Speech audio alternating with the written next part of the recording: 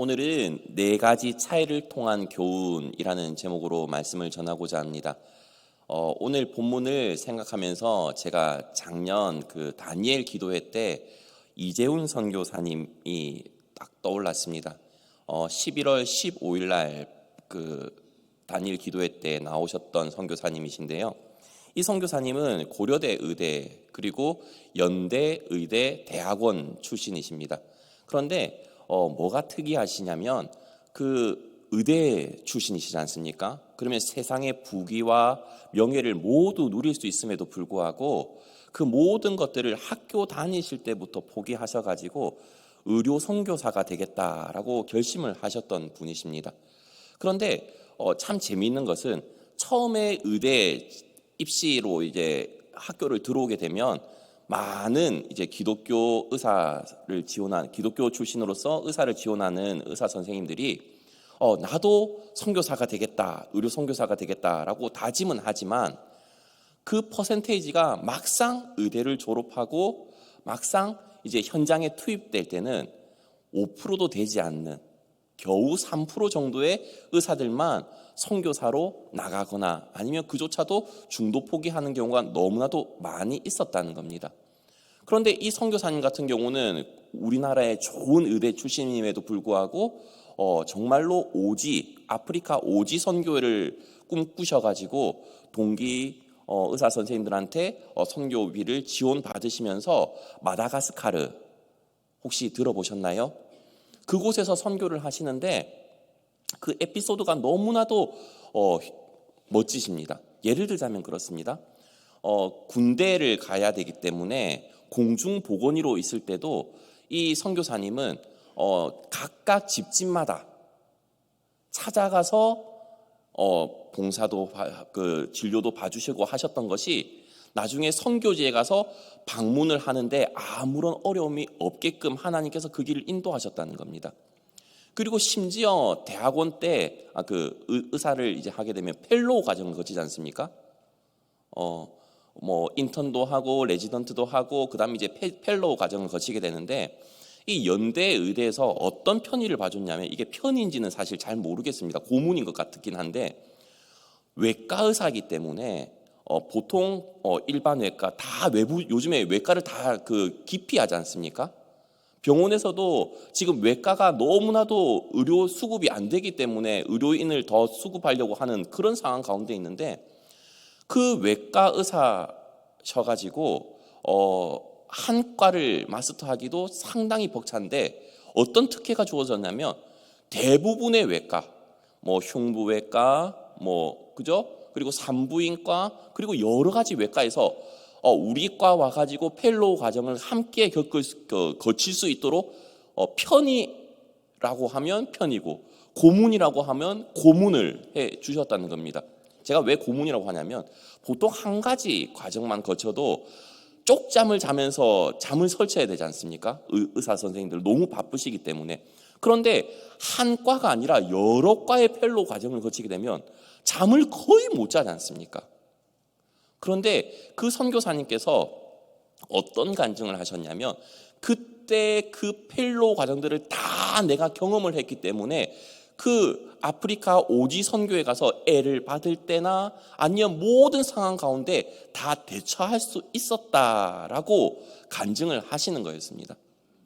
하나님께서 아무리 좋은 달란트를 주신다고 하고 주셨다 할지라도 본인이 그 달란트를 썩혀버렸으면 그런 일이 있을 수 있었을까요? 한계까지 나를 갈아가지고 날카롭게 다졌기 때문에 마다가스카르 아프리카 오지에서 그 선교사님을 통해서 너무나도 많은 부족들이 하나님을 믿게 되는 그런 기적과 같은 일들을 경험하게 되었다라는 것을 지난 다니엘 기도회 때 간증으로 들었었습니다. 오늘 본문에도 보면 하나님께서 이 달란트 비유를 통해서 우리에게 하시고자 하는 말씀이 있습니다. 마태복음 사실 24장 마지막 부분부터 무화과 나무 비유를 통해서 마지막 때의 징조에 대해서도 말씀하신 이후에 여러 가지 비유를 통해서 하나님 나라 완성 시에 있을 최후 심판에 관해서 계속해서 이야기를 해주고 있다는 것입니다.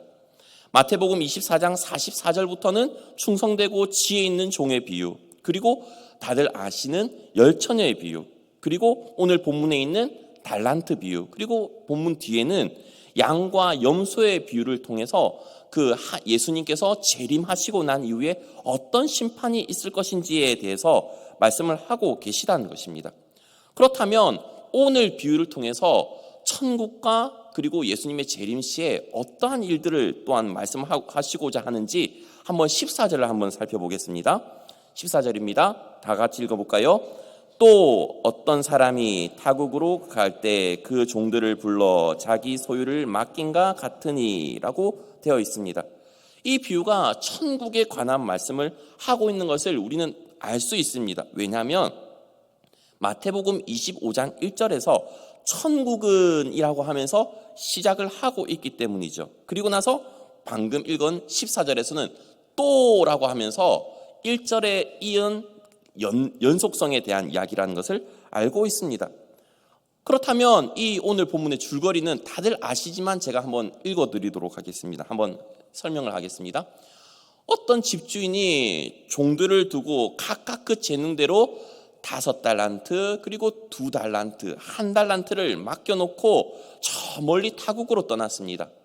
그런데 그 타국으로 떠난 이후에 한참이 지난 이후에 그 주인이 돌아와가지고 종들과 결산을 하려고 하는데 5달란트를 받았던 종은 5달란트를 더 남겨서 10달란트를 가지고 있고 2달란트를 받았던 종은 2달란트를 더 남겨서 4달란트, 그리고 1달란트를 받았던 종은 그거를 땅속에 묵혀두어가지고 고스란히 1달란트를 남겨가지고 주인에게 호되게 당하는 그런 내용이 바로 오늘 본문 아닙니까?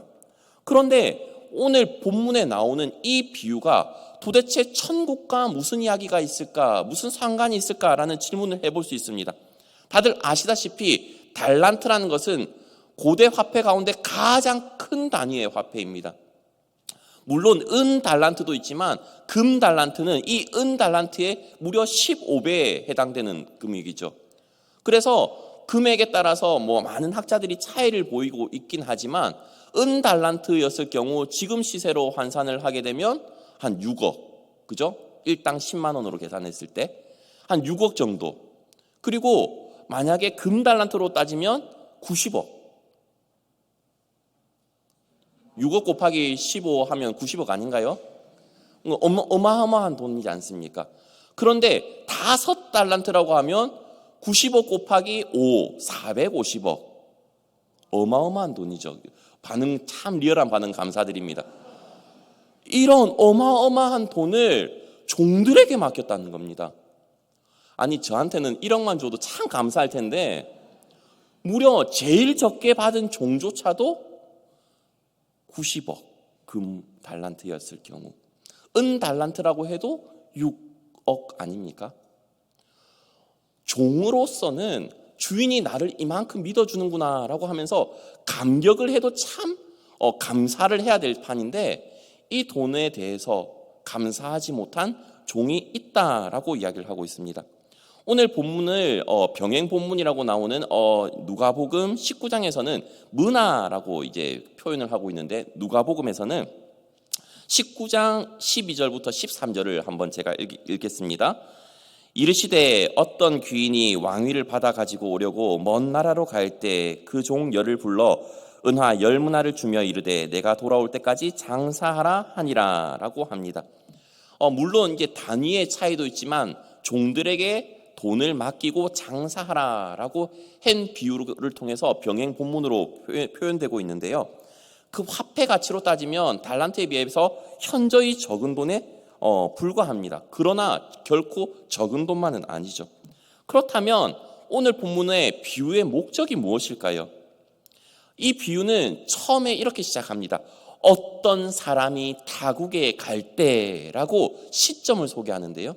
이 어떤 사람이 타국으로 갈 때는 어떤 것을 우리에게 설명을 해주고 있냐면, 예수님께서 천국을 예비하러, 우리가 거할 거처를 예비하러 하나님 아버지 옆에 갔다가 다시금 재림하기 그 때까지를 지칭한다고 보시면 됩니다. 왜냐하면 요한복음 14장 3절에서 뭐라고 말씀하고 있습니까? 가서 너희를 위하여 거처를 예비하면 내가 다시 와서 너희를 내게로 영접하여 나 있는 곳에 너희도 있게 하리라 라고 분명히 예수님께서는 말씀하셨기 때문입니다. 그리고 다 모든 것들을 이루고 나서 주인은 오랜 시간 뒤에 와서 결산을 합니다. 오늘 본문 19절에서는 오랜 후에라고 나오죠. 오랜 후에 그 종들의 주인이 돌아와 그들과 결산할세.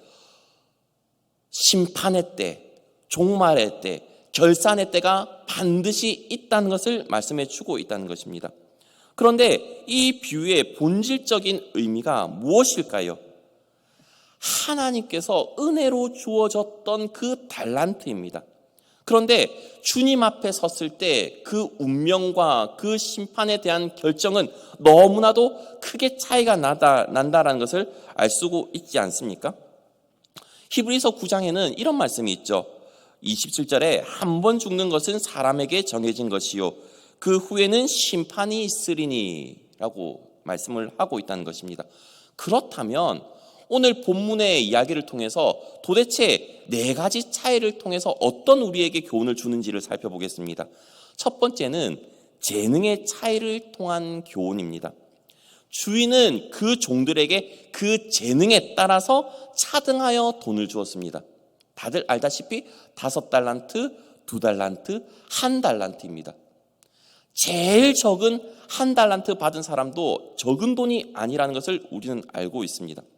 각각 종들은 다 주인의 집에서 일을 하는 사람입니다. 그런데 그 주인은 종들의 재능을 알았습니다. 이 사람에게는 이런 재능이 주어졌다는 것을 알고 저 사람에게는 저런 재능이 주어졌다는 것을 알고 있는 주인이 각자의 재능에 맞게 종들에게 5달란트, 2달란트, 1달란트를 맡겼다는 것입니다. 그리고 그 믿음에 부합해서 이 종들은 풍성한 결과를 낼 수 있었다는 것입니다. 이 세상을 살아가고 있는 우리에게도 마찬가지입니다.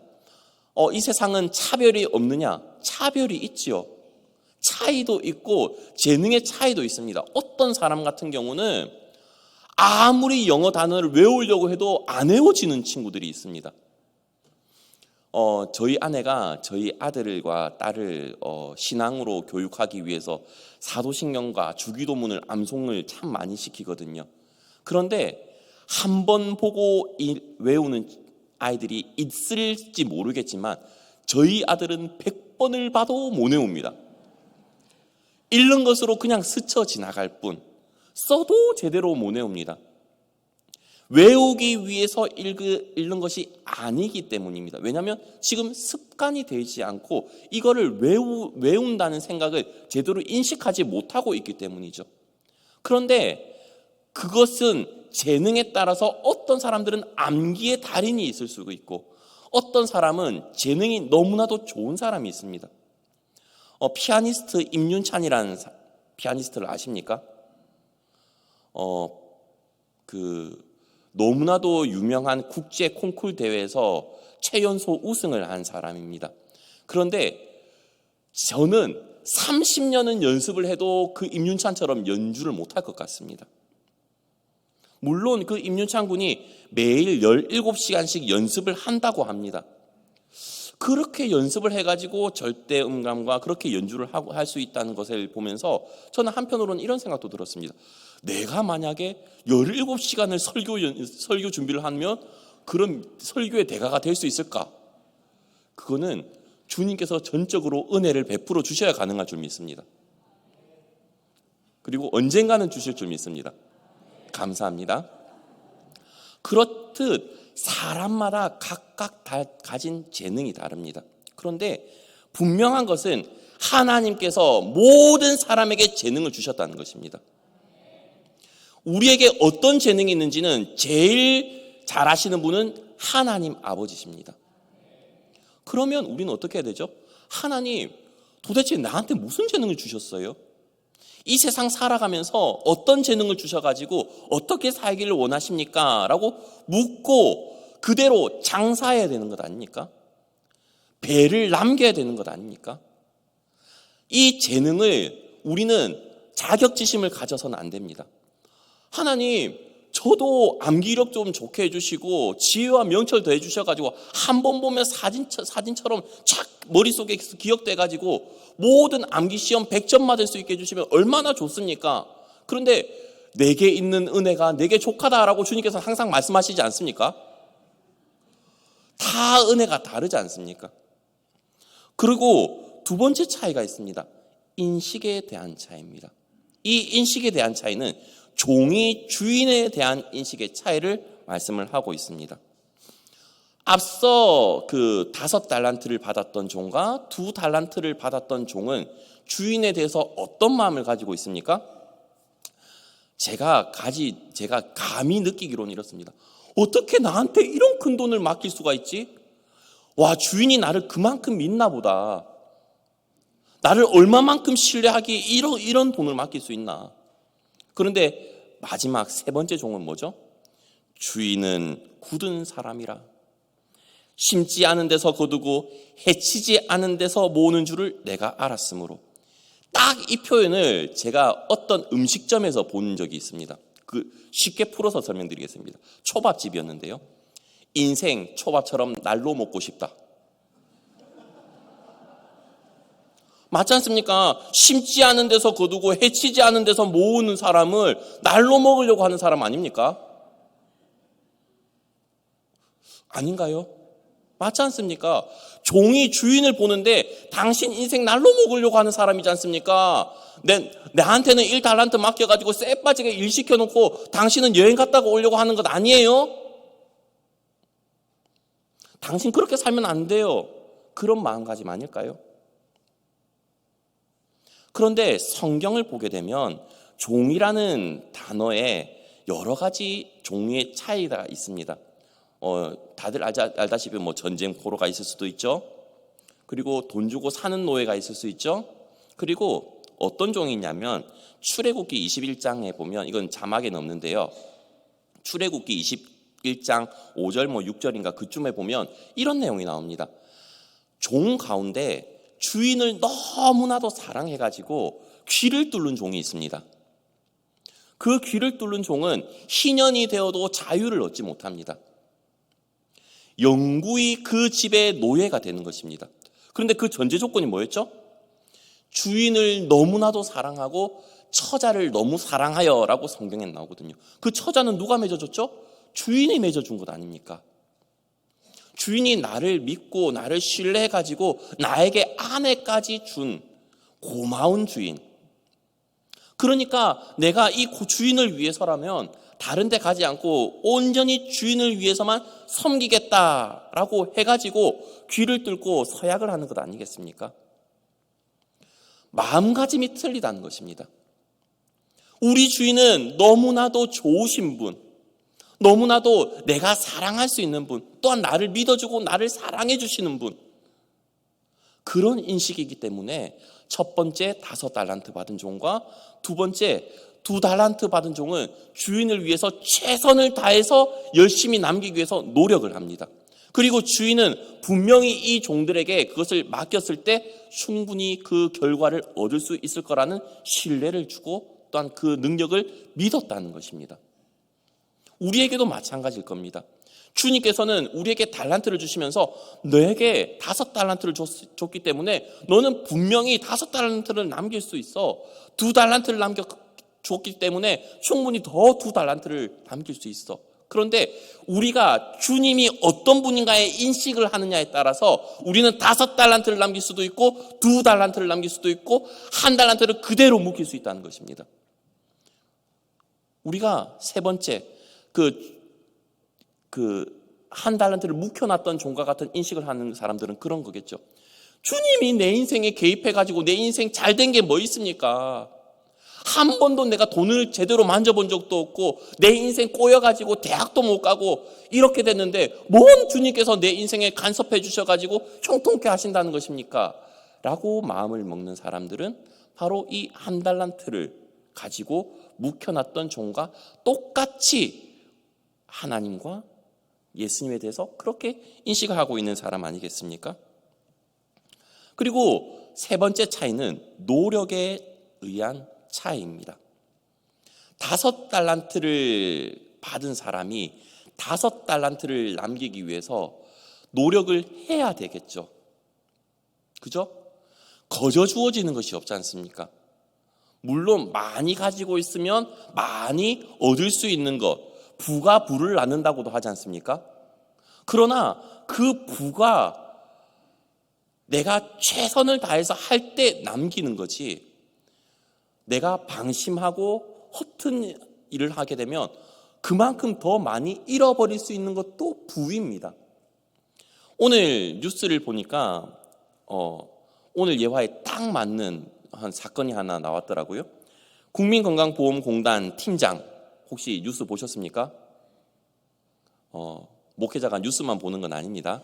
설교 준비하기 때문에 예화거리 찾기 위해서 보는 건데, 국민건강보험 팀장이 무려 46억을 횡령했었죠.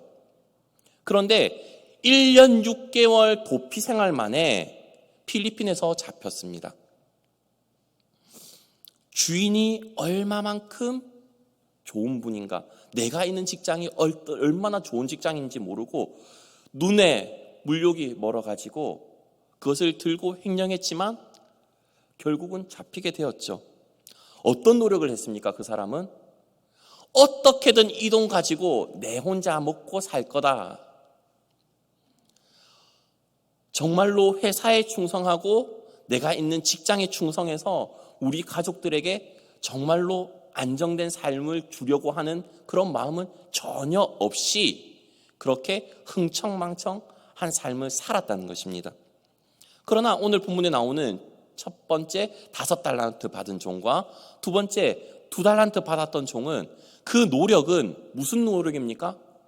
주인이 나에게 맡긴 그 모든 믿음과 모든 신뢰에 대한 보상으로 최선을 다해서 일을 한 겁니다. 제가 도입 부분에 예화를 했던 그 이재훈 선교사님도 마찬가지 아닙니까?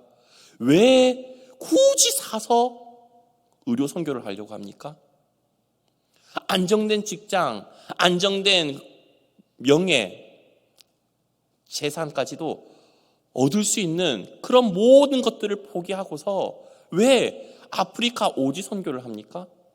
주님께서 나에게 그런 달란트를 주셨고 나에게 사명을 주셨기 때문에 그것을 감당하기 위해서 정말로 쪽잠 자가면서 이렇게까지 해야 되나라는 수많은 사람들이 걱정하는 그런 상황 가운데서도 사명을 감당해내는 것 아닙니까?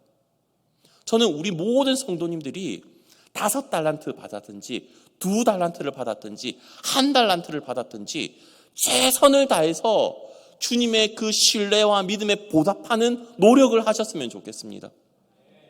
그래서 주님의 몸된 교회를 세워나가야죠. 그렇지 않습니까? 그리고 그랬을 때 주님께서 뭐라고 칭찬을 하십니까? 마태복음 25장 21절과 23절에서는 반복해서 똑같은 말씀입니다. 그 주인이 이르되 잘하였도다 착하고 충성된 종아, 내가 적은 일에 충성하였음에 내가 많은 것을 내게 맡기리니 내 주인의 즐거움에 참여할지어다. 자, 여기서 깜짝 놀랄 만한 단어가 있습니다. 저만 알았을 줄 믿습니다. 자, 뭐냐면 적은 일에라는 단어입니다. 자, 생각을 해보십시오. 주인이 5달란트 450억을 맡겼고 180억을 맡겼습니다. 작은 일입니까? 아니, 지갑에 다들 뭐 한 400억짜리 수표 넣어 다니십니까? 아니지 않습니까? 400억이면 우리 교회 한 두 개, 예배당 한 2개 정도 짓지 않나요? 그만큼 큰 돈인데 주인의 입장에서는 그 어마어마한 달란트조차도 적은 일이라고 하는 겁니다. 그리고 그것으로 우리를 테스트합니다. 우리에게 너무나도 많은 달란트를 주셨고 수도 없이 많은 가능성을 열어주시면서 적은 일이야. 내가 너한테 준 달란트 30배, 60배, 100배의 결실까지도 맺을 수 있는 그 달란트는 내가 너한테 준 거 그에 비하면 적은 거야. 그런데 네가 그 적은 거에 충성하였다면 나의 큰 즐거움에 참여할 것이다 라고 주님께서는 말씀해 주고 계시다는 것입니다.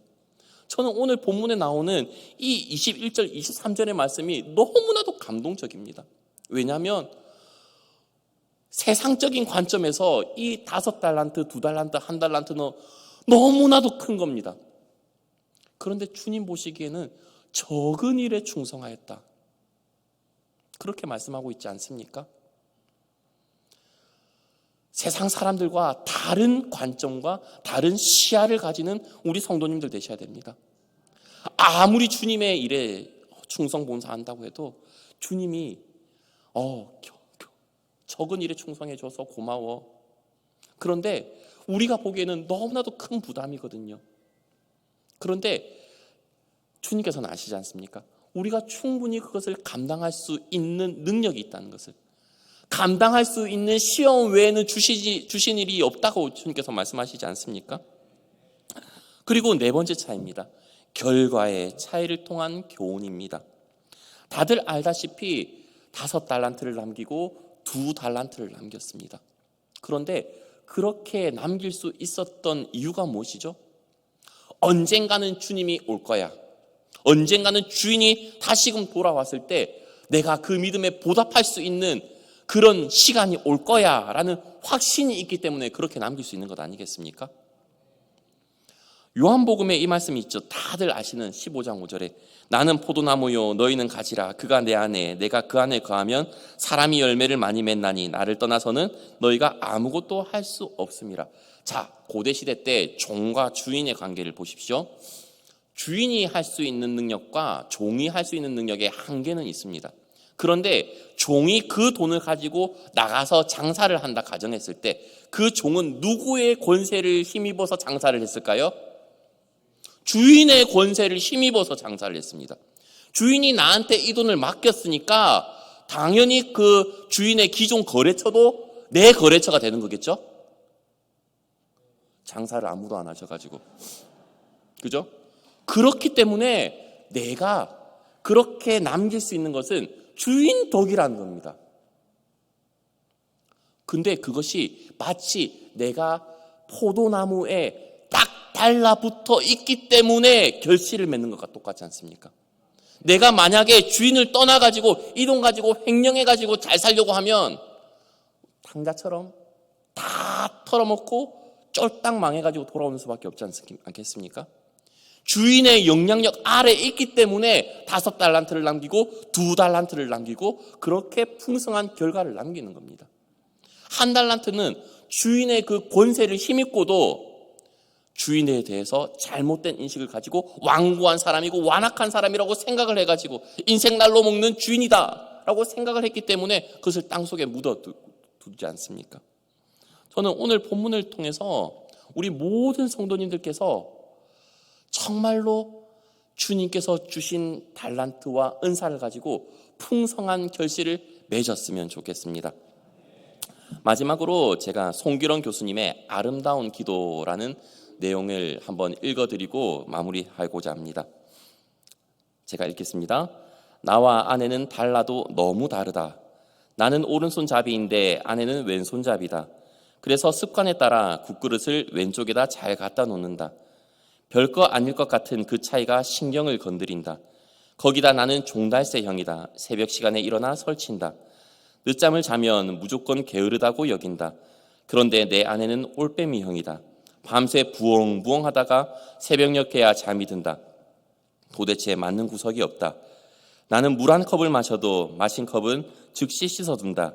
누군가가 해야 할 일이고 언제 해도 할 일이며 제가 다시 손을 댈지 모를 일 아닌가 말이다. 그런데 내 아내는 그게 안 된다. 찬장에서 꺼내 쓸 그릇이 없을 때까지 꺼내 쓰다가 한꺼번에 씻고 몸살이 난다. 나는 미리 준비하는 스타일이다. 그런 나와 달리 아내는 떠나야 할 시간에 화장한다고 정신이 없다. 다가가서 보면 참으로 가관이다. 화장품 뚜껑이라는 뚜껑은 다 열어놓고 있다. 나는 그게 안 참아진다. 나도 모르게 버럭 화를 낸다. 아니 이렇게 두고 외출했다 집에 돌아오면 향 다 날아가고 뭐 때문에 이런 비싼 돈 주고 화장품을 사. 차라리 맹물을 찍어 바르지. 확 부어버려. 맹물 부어줄까 그래. 거기다 나는 약속 시간에 늦은 적이 거의 없다. 나중에는 견디다 못해 성경책까지 들이밀었다. 여보, 예수님이 부활만 하시면 됐지 뭐 때문에 그 바쁜 와중에 세마포와 수건을 개겨놓고 나오셨겠어? 당신같이 정리정돈 못하는 사람에게 정리정돈이 얼마나 중요한지 말하고 싶으셨던 거야. 그게 부활의 첫 메시지야. 당신 부활 믿어? 부활 믿냐고. 이렇게 아내를 다그치고 몰아세울 때 하늘의 음성을 들었다. 야, 이 자식아, 잘하는 내가 해라. 이놈아, 안 되니까 붙여놓은 것 아니냐. 너무 큰 충격이었다. 생각의 전환, 그렇게 나 자신을 아이스 브레이킹 하지면 안 되었다. 사람들이 궁금해하는 게 있다. 나의 은사는 무엇일까? 하지만 뜻밖에도 너무 간단하게 은사를 알 수 있다. 내 속에서 생겨나는 불평과 불만, 바로 그것이 자신의 은사인 것이다. 일테면 내 안에는 물건이 제자리에 놓여있지 않고 종이 나부랭이가 나뒹구는데도 그것이 눈에 들어오지 않는다. 그러니까 불편한 게 없다. 오히려 밟고 돌아다닌다. 하지만 나는 금방 불편해진다. 화가 치민다. 이 말은 내가 아내보다 정리정돈에 탁월한 은사가 있다는 증거이다. 하나님은 이 은사를 주신 목적이 상대방의 마음을 박박 긁어놓고 마음의 상처를 입히는 무기로 사용하라는 데 있지 않다. 은사는 사랑하는 사람을 섬기라고 주신 선물이다. 바로 그때 내가 알게 된 사실이 있다. 내 아내한테는 뚜껑 여는 은사가 있고 나에게는 뚜껑 닫는 은사가 있다는 사실을. 그때부터 아내를 대하는 제 태도가 바뀌었다. 아내가 화장한다고 앉아있으면 내가 다가가 물었다. 여보, 이거 다 썼어? 그러면 뚜껑 닫아도 되지 이거는? 그래, 그럼 이것도 닫는다. 이제는 내가 뚜껑을 다 닫아준다. 그런데 놀라운 일은 그렇게 야단을 칠 때는 전혀 꿈쩍도 않던 아내가 서서히 변해가는 것이다. 잘 닫는 정도가 아니라 얼마나 세게 잠갔던지 이제는 날더러 뚜껑 좀 열어달라고 한다. 아내의 변화가 아닌 나의 변화다.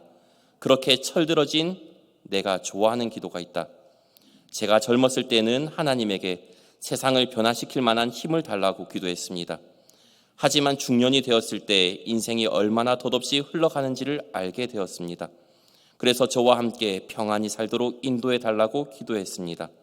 하지만 늙어 여생을 돌아보게 되었을 때 저는 저의 우둔함을 깨달아 알게 되었습니다. 제가 지금 드리는 기도는 저를 변화시켜 달라는 것입니다.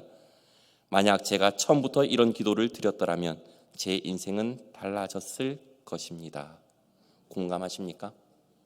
하나님께서 우리에게 주신 은사는 하나도 허투루 주신 은사가 없습니다. 그런데 그 은사는 주님께서 맡겨주신 사명을 잘 감당하는 것이고 사랑하는 사람을 섬기라고 주신 은사라는 것입니다. 오늘 본문에 4가지 차이를 통한 교훈을 주셨습니다. 재능과 그리고 주인에 대한 인식과 그리고 노력과 결과에 대한 차이를 통해서 교훈을 주셨는데요.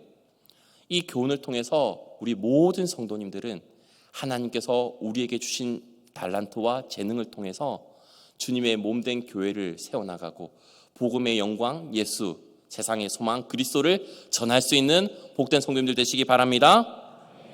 제가